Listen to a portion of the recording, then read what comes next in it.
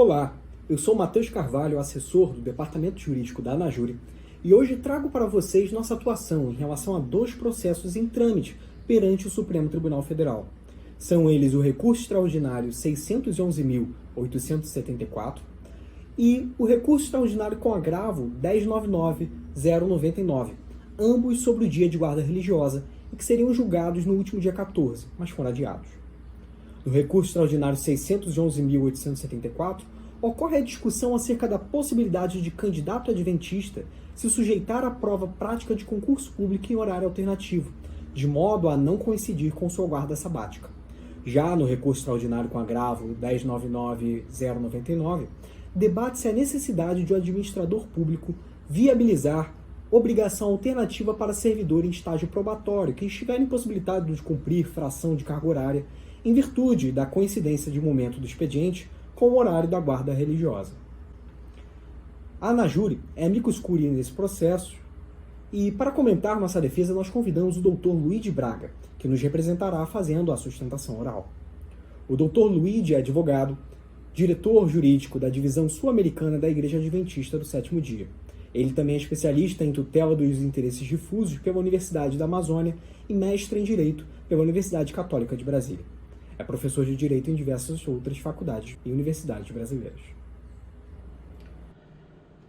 Nessa semana, nós vamos ter mais um desafio no Supremo Tribunal Federal envolvendo a liberdade religiosa.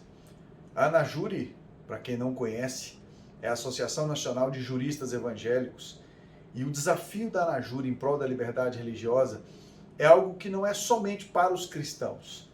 O desafio da ANAJURI é assegurar a liberdade religiosa para todas as crenças, todos os desafios daqueles que querem exercer a sua religião da forma ampla que a Constituição assegura. E sabe o que é mais interessante? O dia de guarda é um grande desafio. O dia de guarda é um desafio para alguns cristãos que guardam um domingo, para outros muçulmanos, por exemplo, que têm a guarda da sexta-feira em algumas circunstâncias, dos judeus e dos adventistas do sétimo dia e dos batistas do sétimo dia que guardam o sábado. E é interessante a gente falar disso porque as pessoas, quando nós vamos falar dessa tese judicial, dessa questão, elas precisam entender que proteção da liberdade religiosa é uma expressão de maturidade do Estado, é uma expressão de maturidade do ordenamento jurídico.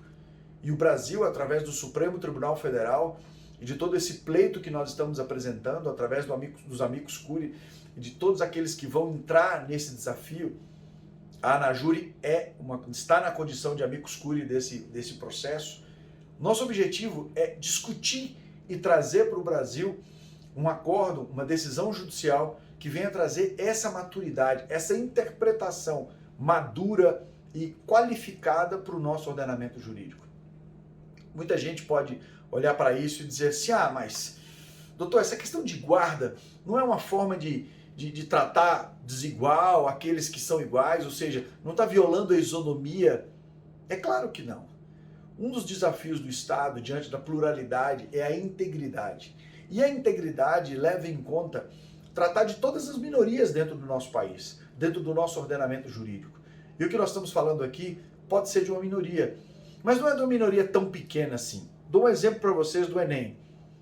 O Enem, só com prestação alternativa de dia de guarda, nós tivemos aí 465 mil pessoas atendidas.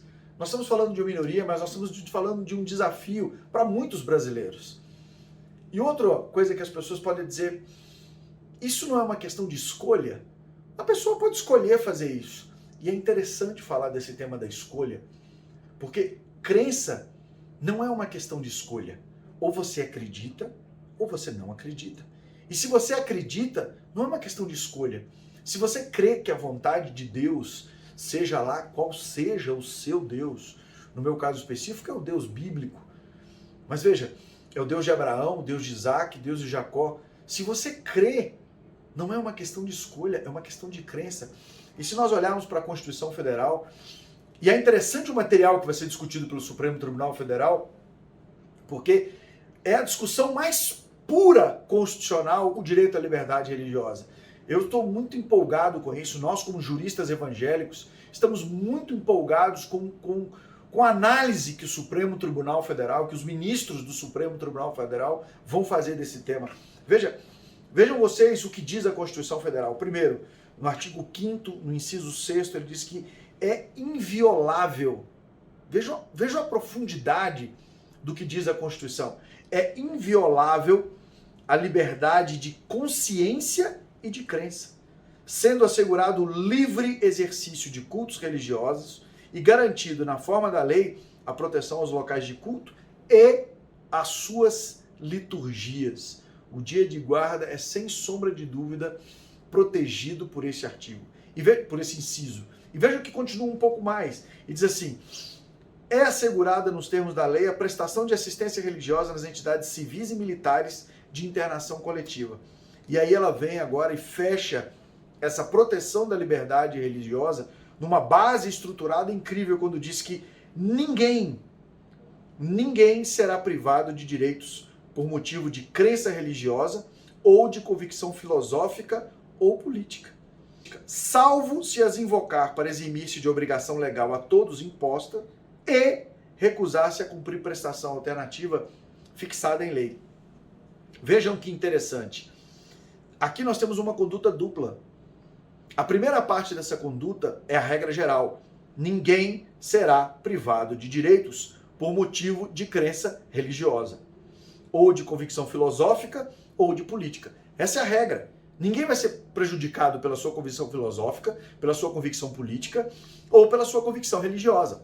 Essa é a regra. Agora, o Estado pode criar uma exceção. E para que essa exceção se aplique, nós temos duas condutas. Primeiro, ele tem que invocar esta liberdade para não cumprir uma obrigação legal a todos imposta, ou seja, uma obrigação de todos, mas tem uma segunda conduta. E aqui nós temos uma conjunção aditiva, e. Então ele tem que ser uma obrigação legal a todos imposta, que ele tem que recusar, e ele tem que recusar a prestação alternativa fixada em lei. Então o Estado precisa criar essa prestação alternativa para que ele possa oferecer isso. Então, vale a regra de que ele não pode ser prejudicado. No entanto, se ele invocar isso contra uma obrigação a todos impostos e recusar-se à obrigação prevista, alternativa, a prestação alternativa fixada em lei, aí sim ele pode perder esse direito. Então é uma conduta dupla, é uma exceção que se configura com uma conduta dupla. Tem que ser uma obrigação legal a todos os impostos e ele tem que se recusar a essa prestação alternativa. Veja, a discussão vai ser muito mais ampla, lógico. Nós vamos falar de vários elementos de igualdade, nós vamos falar de precedentes norte-americanos, nós vamos falar de precedentes europeus, nós vamos falar de precedentes do mundo inteiro, e eu tenho certeza que o Brasil, um país com pluralidade, um país que aceita todas as religiões, um país que abre espaço para a expressão de todos os credos, sem sombra de dúvida, o Supremo Tribunal Federal vai nos premiar com uma decisão maravilhosa que vai ser útil e vai trazer integridade e ainda mais paz jurídica para a nossa nação. Essa é a nossa esperança. Esperança como Anajuri, esperança como cristãos, esperança como evangélicos.